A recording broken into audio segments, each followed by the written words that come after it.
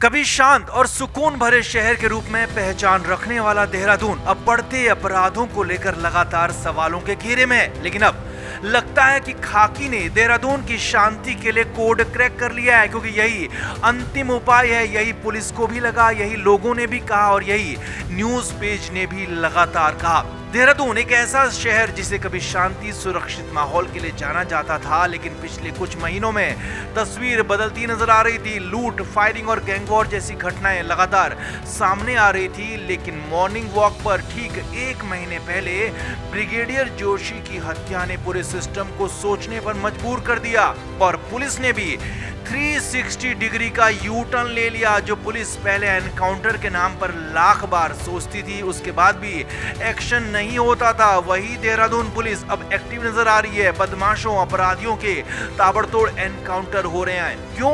क्योंकि यही अंतिम उपाय है, यही शहर की शांति का कोड है, यही डिमांड है जिसे खाकी ने क्रैक भी कर लिया है। ताजा मामला प्रेमनगर के पौधा इलाके का है, जहां देर रात बदमाशों ने एक प्रॉपर्टी डीलर को घर में घुसकर गोली मार दी और लूट की वारदात को अंजाम दिया। वारदात के बाद इलाके में दहशत फैल गई। खबर मिलते ही पुलिस एक्टिव हुई और इलाके में घेराबंदी कर दी गई।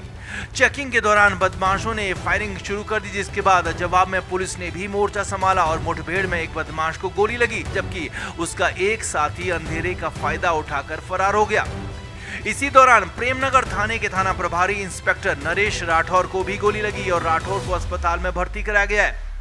देहरादून में कानून का राज स्थापित करने की ठान चुके एसएसपी प्रमिंद्र डोभाल खुद मौके पर पहुंचे। अस्पताल जाकर घायल इंस्पेक्टर का भी हाल जाना। 112 के माध्यम से सूचना हमें प्राप्त हुई थी, जिसमें प्रेमनगर के पौधा रोड में एक व्यक्ति को लूट करके उसको गोली मार के उससे कुछ पैसे, उसकी चेन और मोबाइल फ़ोन छीन के कुछ बदमाश भागे हैं। ये सूचना फ्लैश हुई थी। तत्काल सभी थाना इंचार्जों को मैं फोर्स के चेकिंग के निर्देश दिए गए थे, जिसमें इंस्पेक्टर प्रेमनगर मैं फोर्स के लगे थे। और जो गाड़ी बताई गई थी उसमें इंस्पेक्टर प्रेमनगर को वो गाड़ी जब विजिबल हुई उसके द्वारा उसे रोकने की कोशिश की गई, जो गुजरात नंबर की ब्लैक कलर की गाड़ी थी, जिसमें 3 लोग बैठे थे।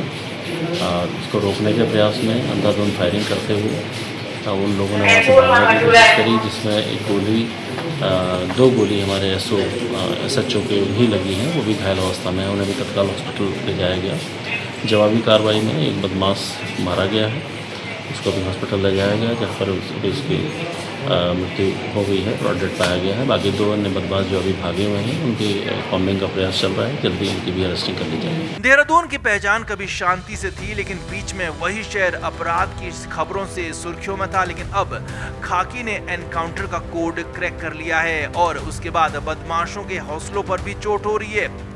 न्यूज पेज ने भी लगातार यही कहा कि ये एनकाउंटर जो हो रहे हैं वो होने चाहिए और लगातार अपराधियों पर नकेल होनी चाहिए। हालांकि अभी और भी सख्ती की जरूरत है, चाहे वो बाहर से आने वाली गाड़ियों का हुड़दंग हो या फिर लगातार वेरिफिकेशन हो, इन पर भी एक्शन होना है, क्योंकि इस पे भी तेजी आने से आने वाले वक्त में और अच्छे नतीजे देखने को मिल सकते हैं। Bureau report, news page, Dehradun.